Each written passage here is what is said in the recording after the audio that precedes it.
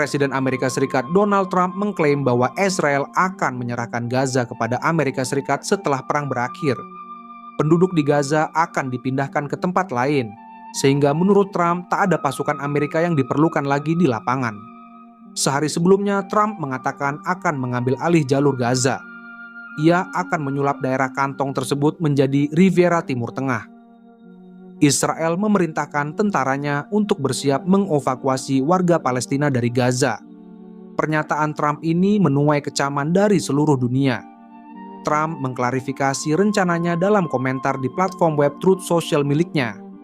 Ia pernah mengakui kemungkinan pasukan Amerika Serikat akan dikerahkan ke Gaza.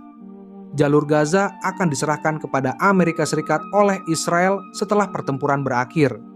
Menurut Trump, warga Palestina akan dimukimkan kembali di komunitas yang jauh lebih aman dan lebih indah, dengan rumah-rumah baru dan modern di wilayah tersebut. Tidak akan dibutuhkan tentara Amerika, katanya. Sebelumnya, Menteri Pertahanan Israel mengatakan telah memerintahkan tentara untuk menyiapkan rencana guna mengizinkan penduduk yang ingin meninggalkan Gaza secara sukarela. Saya menyambut baik rencana berani Presiden Trump. Penduduk Gaza harus diizinkan bebas untuk pergi dan beremigrasi sebagaimana norma di seluruh dunia, kata Katz.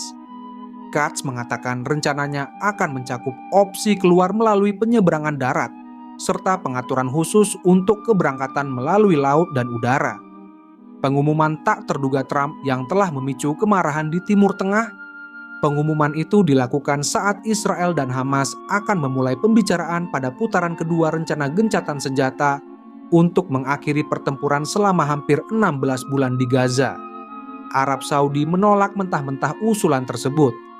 Raja Yordania Abdullah yang akan bertemu Trump di Gedung Putih mengatakan bahwa ia menolak segala upaya untuk mencaplok tanah dan menggusur warga Palestina. Pejabat Hamas menuduh Katz berusaha menutupi kegagalan sebuah negara dalam mencapai tujuannya dalam perang di Gaza. Ia mengatakan bahwa warga Palestina terlalu terikat dengan tanah mereka. Katz mengatakan negara-negara yang menentang operasi militer Israel di Gaza seharusnya menerima Palestina. Negara-negara seperti Spanyol, Irlandia, Norwegia, dan lainnya yang telah melontarkan tuduhan dan klaim palsu terhadap Israel atas tindakannya di Gaza, secara hukum berkewajiban mengizinkan penduduk Gaza memasuki wilayah mereka, katanya. Pernyataan Menteri Israel Katz dan Presiden Amerika Serikat Donald Trump telah mengguncang panggung politik global. Rencana sepihak yang menyebut bahwa jalur Gaza akan diserahkan kepada Amerika Serikat dan bahwa warga Palestina akan dipindahkan ke komunitas baru yang lebih indah dan aman telah memantik kecaman dari berbagai penjuru dunia, memunculkan pertanyaan serius terkait legalitas internasional, hak asasi manusia, dan dampaknya terhadap stabilitas kawasan Timur Tengah. Negara-negara Eropa yang disebut secara langsung oleh Katz, seperti Spanyol, Irlandia, dan Norwegia, segera menanggapi dengan nada tegas. Pemerintah Norwegia menyebut pernyataan tersebut sebagai tuduhan tidak berdasar yang justru mengalihkan perhatian dari krisis kemanusiaan yang mendesak di Gaza. Menteri Luar Negeri Spanyol menambahkan bahwa tidak ada satupun mekanisme hukum yang bisa mewajibkan suatu negara menerima pengungsi dari konflik yang disebabkan oleh tindakan militer sepihak. Irlandia, yang dikenal sebagai salah satu pendukung kuat hak-hak Palestina, menyebut komentar tersebut sangat berbahaya dan tidak bertanggung jawab, serta memperingatkan bahwa pendekatan semacam itu hanya akan memperpanjang penderitaan rakyat Palestina dan menjauhkan solusi damai. Dewan Keamanan Perserikatan Bangsa-Bangsa menggelar sidang darurat untuk membahas eskalasi terbaru yang dipicu oleh rencana Trump dan Israel. Dalam sidang tersebut, sejumlah negara menyerukan perlunya penghentian segala bentuk tindakan yang melanggar hukum internasional, termasuk larangan terhadap pemindahan paksa penduduk dari wilayah pendudukan. Duta Besar Rusia untuk PBB menyebut rencana tersebut sebagai bentuk kolonialisme gaya baru yang tidak bisa dibiarkan berkembang di abad ke-21. Cina menyatakan keprihatinan mendalam dan menyerukan kepada komunitas internasional untuk bersama-sama menegakkan piagam PBB dan hukum humaniter internasional. Amerika Serikat di bawah administrasi Trump tetap bersikukuh bahwa rencana tersebut adalah bagian dari visi perdamaian baru untuk kawasan. Meskipun para analis menilai bahwa pendekatan ini justru mengabaikan realitas politik dan sosial yang kompleks di wilayah tersebut. Perwakilan dari negara-negara non-blok dan Organisasi Kerjasama Islam (OKI) juga mengutuk keras rencana tersebut, menyebutnya sebagai bentuk pemaksaan kehendak dan penghapusan identitas nasional Palestina. Di Gaza sendiri, suasana semakin mencekam. Ribuan warga dilaporkan telah berkumpul di perbatasan, terutama di wilayah Rafah, dengan harapan bisa keluar dari zona perang, namun tidak ada kepastian mengenai kemana mereka bisa pergi. Organisasi kemanusiaan seperti Palang Merah dan UNRWA melaporkan bahwa situasi logistik dan medis semakin memburuk. Persediaan makanan, air bersih, dan obat-obatan menipis drastis, sementara serangan udara dan artileri masih berlangsung di beberapa titik. Pejabat senior Hamas menuding Israel dan Amerika Serikat sedang mencoba menciptakan realitas baru di lapangan melalui penghapusan paksa terhadap eksistensi rakyat Palestina di Gaza. Dalam sebuah pernyataan resmi, Hamas menegaskan bahwa rakyat Palestina memiliki hak mutlak atas tanah mereka dan menolak segala bentuk pemindahan, terlepas dari alasan yang diberikan. Presiden Otoritas Palestina, Mahmud Abbas, dalam pidatonya di Ramallah, menyebut rencana tersebut sebagai langkah berbahaya menuju pembersihan etnis. Ia menyerukan perlawanan diplomatik besar-besaran dan meminta bantuan negara-negara Arab serta komunitas internasional untuk menggagalkan rencana tersebut. Sementara itu, di berbagai penjuru dunia, masyarakat sipil mulai bergerak. Aksi demonstrasi besar-besaran digelar di London, Paris, New York, Istanbul, Jakarta, dan sejumlah kota besar lainnya. Para demonstran membawa poster bertuliskan Free Gaza, Stop Ethnic Cleansing, dan Palestine Will Never Die, tagar I the Hands of Gaza, Gaza is not for sale, dan No to Forced Transfer menjadi trending global, mencerminkan kemarahan masyarakat dunia terhadap kebijakan yang dianggap tidak manusiawi dan berbahaya. Sejumlah tokoh terkenal, termasuk akademisi, aktivis hak asasi manusia, dan seniman, turut menyuarakan keprihatinan mereka. Petisi internasional yang menolak pemindahan paksa warga Palestina telah mengumpulkan jutaan tanda tangan hanya dalam waktu beberapa hari. Banyak yang menyebut rencana ini sebagai apartheid modern dan menuntut akuntabilitas dari para pemimpin yang terlibat. I heard today Iran's President Rouhani's claim that Israel is behind the protests in Iran. Konflik militer dengan Iran selanjutnya akan jadi akhir bagi Israel. Konflik militer Iran berikutnya dengan Israel diyakini akan menjadi yang terakhir bagi rezim Zionis itu. Teheran kini memahami titik lemah musuh bebuyutannya. Demikian menurut sumber anonim di Republik Islam itu mengatakan kepada media Rusia. Sumber itu juga mengeklaim bahwa Iran masih memiliki banyak rudal canggih dalam persediaannya yang dapat menembus pertahanan udara Israel. Israel menyerang Iran awal bulan ini, menuduh bahwa Teheran hampir menyelesaikan bom nuklir. Selain menargetkan fasilitas nuklir dan militer Iran, serangan udara IDF menewaskan ratusan orang dan sejumlah komandan militer senior serta ilmuwan yang diyakini terlibat dalam program nuklir negara itu. Amerika Serikat bergabung dalam kampanye pengeboman dengan menyerang 3 lokasi nuklir Iran, termasuk fasilitas pengayaan uranium di Natanz dan Fordow. Teheran yang telah membantah mengejar program nuklir militer, membalas dengan rentetan serangan pesawat nirawak dan rudal kamikaze. Rudal-rudal itu menyerang wilayah Israel dan pangkalan udara Al-Udeid Amerika Serikat di Qatar. Perang 12 hari itu berakhir dengan gencatan senjata yang ditengahi Amerika yang sejauh ini masih terus berlaku. Iran akan menjadikan perang berikutnya dengan Israel sebagai perang terakhirnya.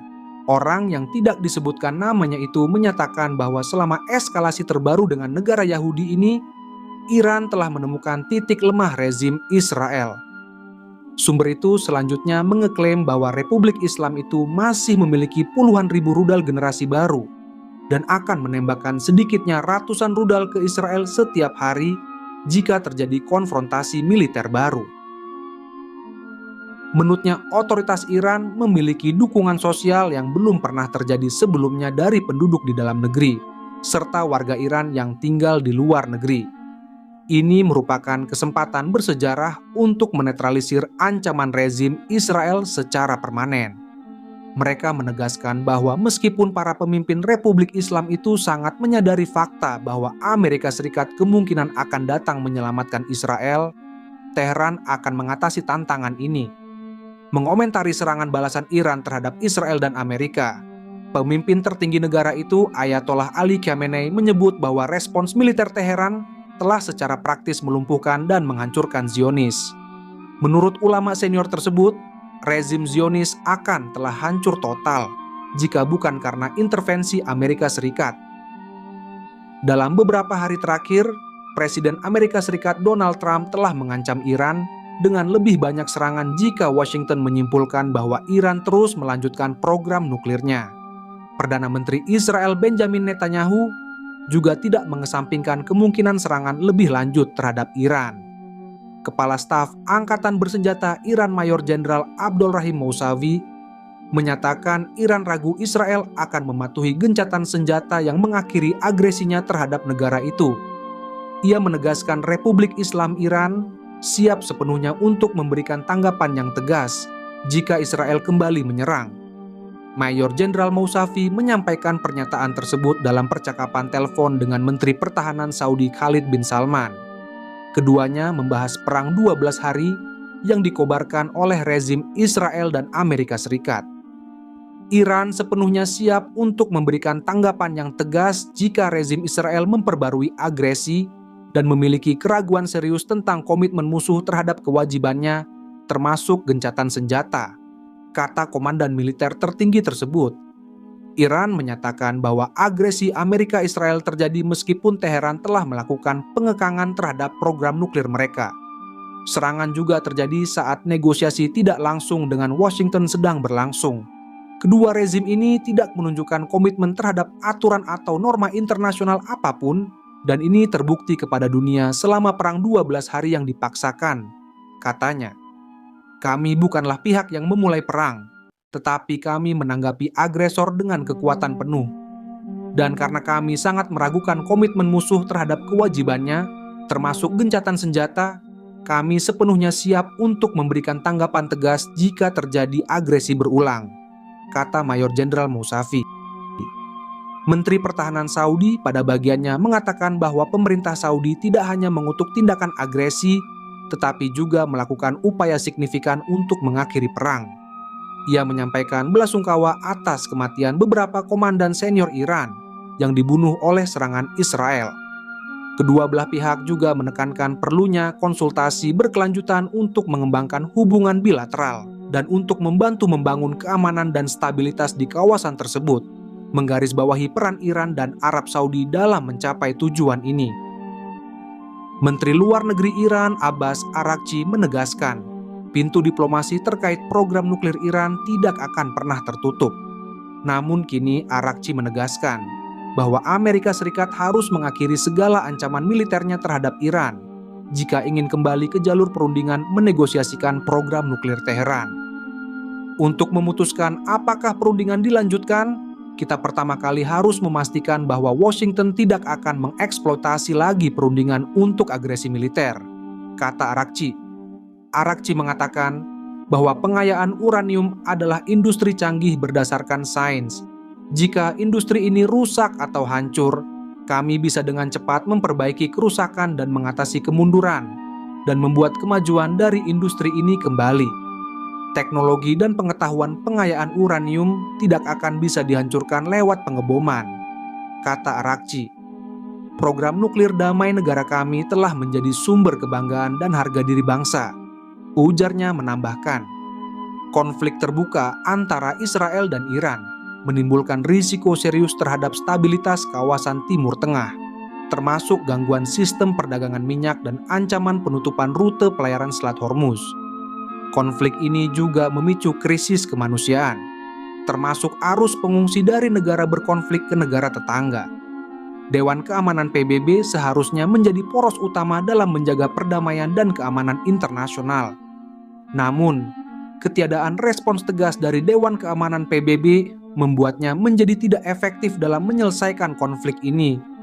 Jadi, Israel mengklaim bahwa serangan udara ke fasilitas strategis Iran adalah bentuk pembelaan diri preventif untuk mencegah ancaman nuklir Iran.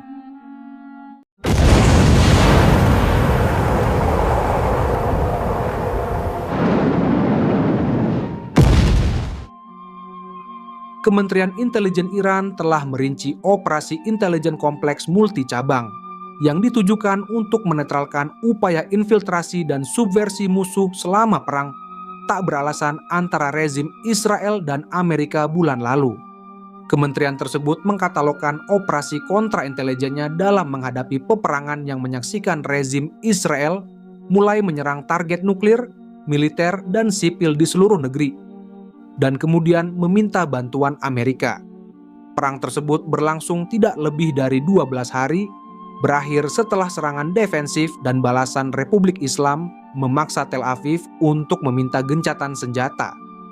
Kementerian tersebut menggambarkan perang tersebut sebagai agresi hibrida skala penuh yang dilakukan oleh rezim dan Amerika Serikat yang didukung oleh berbagai kelompok musuh, termasuk kelompok teroris, serta beberapa negara Eropa. Menurut kementerian, rezim Zionis dibantu dalam perang oleh intelijen keamanan NATO Barat. Tujuannya, katanya, lebih dari sekadar memberikan pukulan militer terhadap Republik Islam, melainkan juga upaya para agresor untuk menggulingkan lembaga Islam di negara itu, menghancurkan negara, dan menimbulkan ketidakstabilan dalam negeri.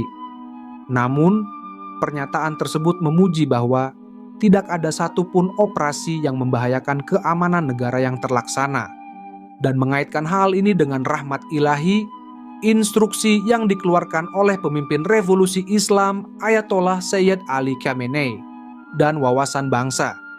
Sepanjang agresi, katanya, musuh menggunakan teknologi satelit, siber, pelacakan, pengawasan, kecerdasan buatan, dan media sosial yang canggih. Kementerian Intelijen memantau dan menangkal ancaman di wilayah-wilayah tersebut, mencegah kerusuhan, provokasi, dan infiltrasi musuh. Demikian bunyi pernyataan tersebut.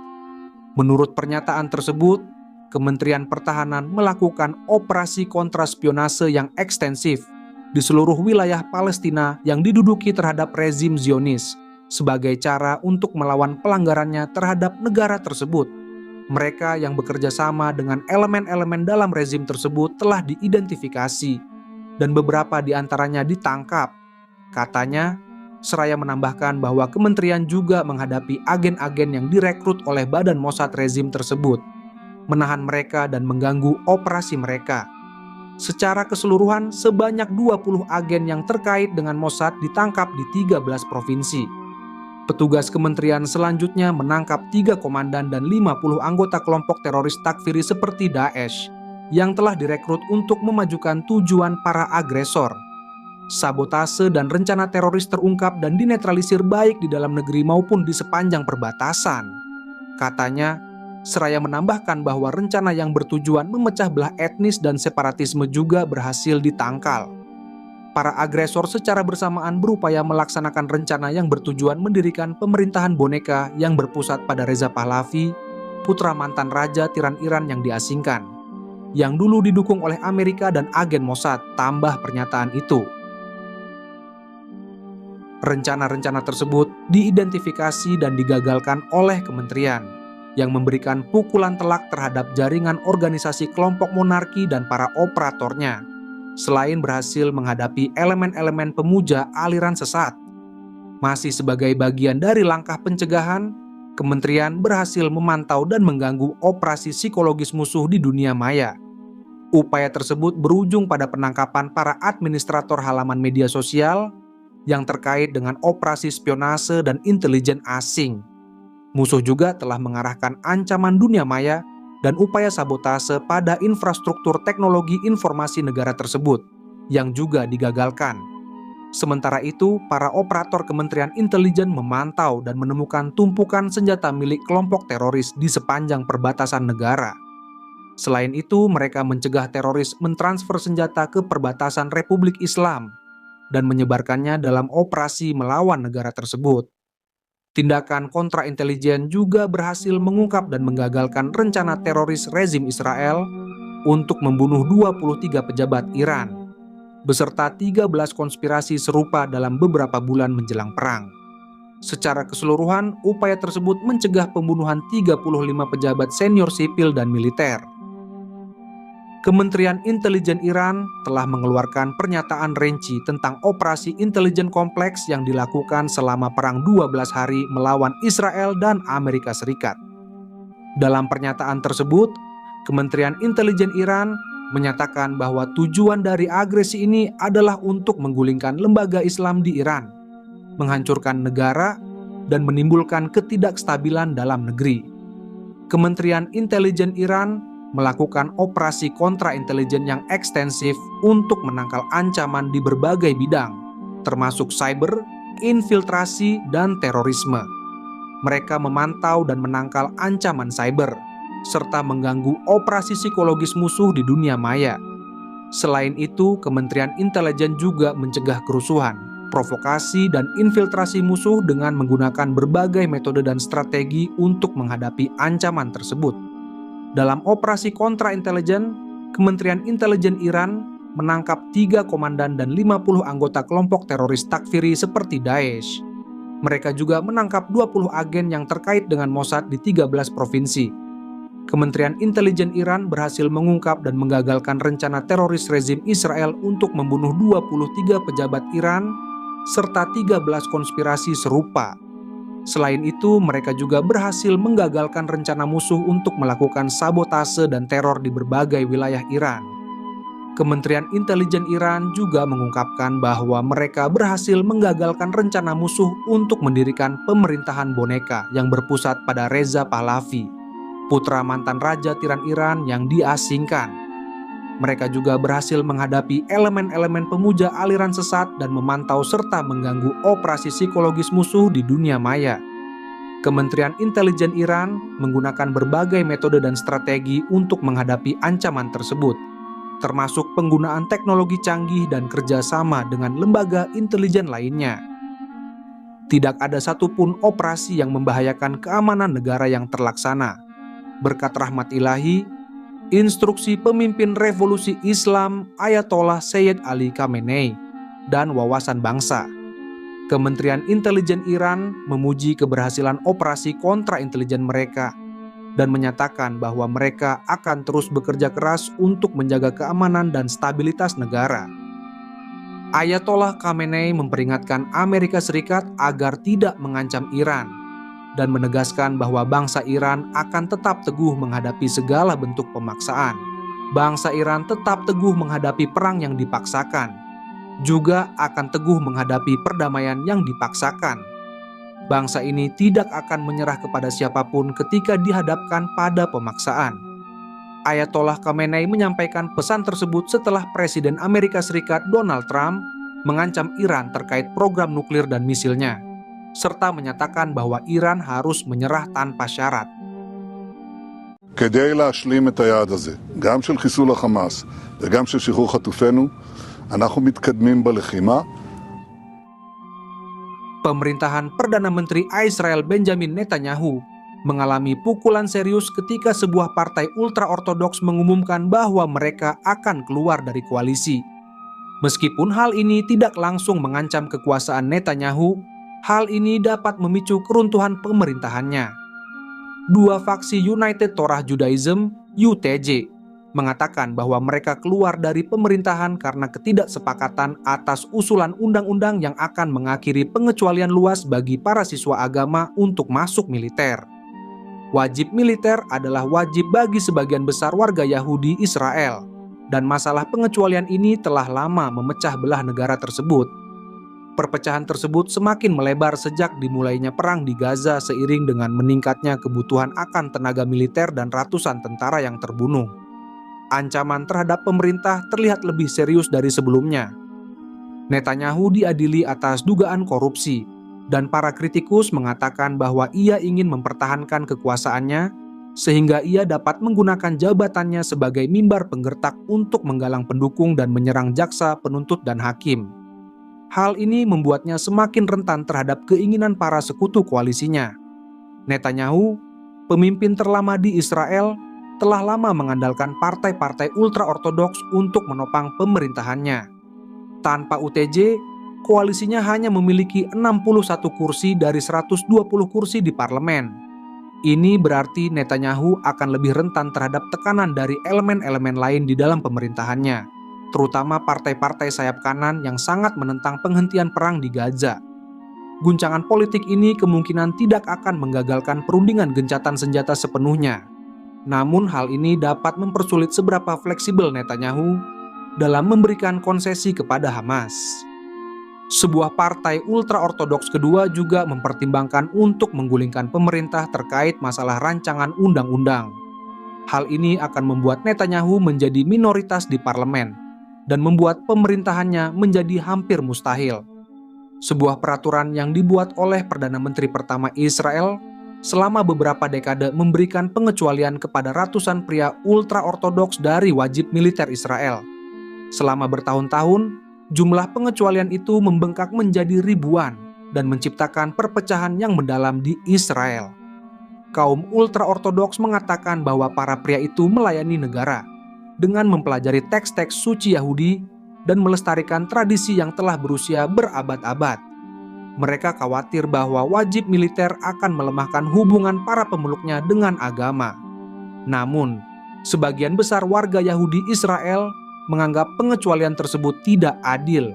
Begitu pula dengan tunjangan pemerintah yang diberikan kepada banyak pria ultra-ortodoks yang memilih untuk belajar daripada bekerja hingga dewasa.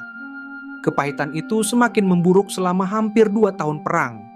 Partai-partai ultra-ortodoks yang kuat secara politik telah lama memiliki pengaruh besar dalam sistem politik Israel yang terpecah-pecah dan menggunakan status tersebut untuk mendapatkan konsesi besar bagi para pemilih mereka. Namun, pengadilan tahun lalu memutuskan bahwa pemerintah Netanyahu harus mendaftarkan kelompok ultra-ortodoks selama tidak ada undang-undang baru yang mengkodifikasi pengecualian tersebut. Koalisi Netanyahu telah mencoba untuk menemukan jalan ke depan pada undang-undang baru. Namun, sebagian besar pendukungnya menentang pemberian pengecualian secara luas, dan seorang anggota parlemen kunci telah menghalangi pemberian undang-undang kepada kaum ultra-ortodoks yang dapat mereka dukung, sehingga mendorong mereka untuk keluar. Pengunduran diri ini tidak berlaku selama 48 jam, jadi Netanyahu kemungkinan akan menghabiskan 2 hari ke depan untuk mencari kompromi. Namun, hal ini tidak akan mudah, karena Mahkamah Agung mengatakan bahwa sistem pengecualian yang lama merupakan bentuk diskriminasi terhadap mayoritas sekuler. Para penentang Netanyahu tidak dapat mengajukan mosi untuk membubarkan parlemen hingga akhir tahun, karena alasan prosedural. Dan dengan reses musim panas parlemen yang akan dimulai akhir bulan ini, partai-partai tersebut dapat menggunakan waktu tersebut untuk menemukan kompromi dan kembali ke pemerintahan. Menteri Kabinet Miki Zohar dari Partai Likud pimpinan Netanyahu mengatakan bahwa ia berharap partai-partai religius tersebut dapat dibujuk untuk kembali ke dalam koalisi. Seorang juru bicara Likud tidak segera menanggapi permintaan komentar. Setelah kepergiannya menjadi resmi, Netanyahu akan memiliki mayoritas yang sangat tipis. Partai-partai sayap kanan di dalamnya dapat mengancam untuk keluar dari koalisi yang akan semakin melemahkannya jika ia menyerah pada terlalu banyak tuntutan Hamas. Hamas menginginkan penghentian perang secara permanen sebagai bagian dari kesepakatan gencatan senjata.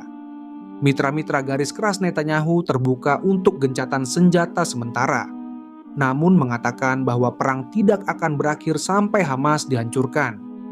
Jika mereka atau partai lain keluar dari koalisi, Netanyahu akan memiliki pemerintahan minoritas, dan hal itu akan membuatnya hampir mustahil untuk memerintah dan kemungkinan besar akan menyebabkan keruntuhan. Namun, ia masih bisa menemukan cara untuk menyetujui kesepakatan gencatan senjata termasuk dengan dukungan dari oposisi. Netanyahu dapat berusaha menopang koalisinya dengan menenangkan kelompok sayap kanan dan menyetujui gencatan senjata parsial selama 60 hari dengan Hamas, dan berjanji kepada mitra-mitra pemerintahannya bahwa ia masih dapat melanjutkan perang setelah gencatan senjata berakhir. Namun Netanyahu menyeimbangkan kendala-kendala politik tersebut dengan tekanan dari pemerintahan Trump yang mendesak Israel untuk mengakhiri perang. Gail Talshir, seorang ilmuwan politik di Universitas Ibrani Yerusalem, mengatakan bahwa ia berharap Netanyahu akan bekerja selama 60 hari tersebut untuk mengalihkan narasi dari pengecualian draft dan perang di Gaza ke arah sesuatu yang berpotensi memberinya dorongan elektoral, seperti perluasan kesepakatan normalisasi yang dipimpin oleh Amerika Serikat antara Israel dan negara-negara Arab atau Muslim. Setelah gencatan senjata selama 60 hari berakhir, Netanyahu dapat tunduk pada tekanan Alesian untuk mengakhiri perang dan membawa pulang para sandera yang tersisa di Gaza, sebuah langkah yang akan didukung oleh sebagian besar warga Israel. Pemilu saat ini dijadwalkan pada Oktober 2026.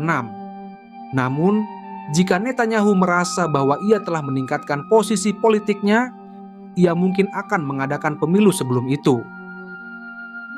Mantan Perdana Menteri Israel Ehud Olmert mengecam keras kepemimpinan PM Benjamin Netanyahu atas agresi brutalnya ke jalur Gaza Palestina yang masih berlangsung sejak Oktober 2023. Olmert menyoroti kebijakan Israel yang sempat memblokade bantuan kemanusiaan ke Gaza selama 11 minggu.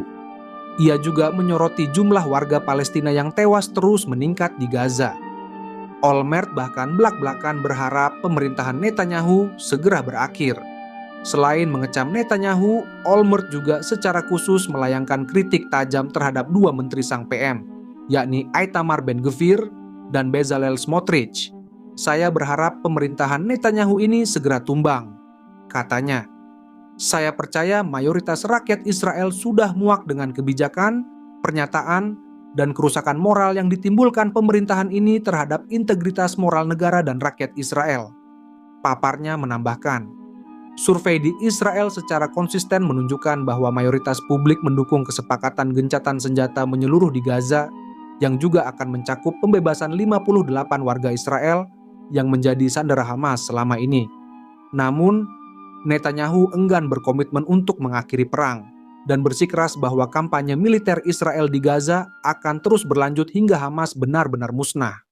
Olmert juga menilai Presiden Amerika Serikat Donald Trump adalah salah satu dari sedikit orang yang mungkin mampu memaksa Netanyahu menghentikan agresi brutal di Gaza. "Saya benar-benar percaya bahwa dia mungkin satu-satunya orang yang bisa memaksa Perdana Menteri Israel berdamai dengan kenyataan, terutama kenyataan moral dari apa yang sedang dilakukan pemerintahan ini." PM yang memimpin Israel pada 2006 sampai 2009 itu pun menyatakan perbuatan Netanyahu di Gaza membuatnya tak lagi mampu membela Israel dari tuduhan kejahatan perang. "Kalau bukan kejahatan perang, lalu apa?" ujar Olmert. Ia menyebut Netanyahu dan para anggota pemerintahan sayap kanan ekstremnya tengah melakukan tindakan yang tak bisa ditafsirkan dengan cara lain selain kejahatan perang. Sejak awal perang, Olmert membela agresi Israel ke jalur Gaza dari tuduhan genosida dan pembersihan etnis. Ia juga sempat membela negaranya bahwa Israel tidak pernah secara sengaja menyasar warga sipil dalam melancarkan agresi militernya ketika korban tewas termasuk perempuan dan anak-anak terus meningkat di awal agresi ke Gaza.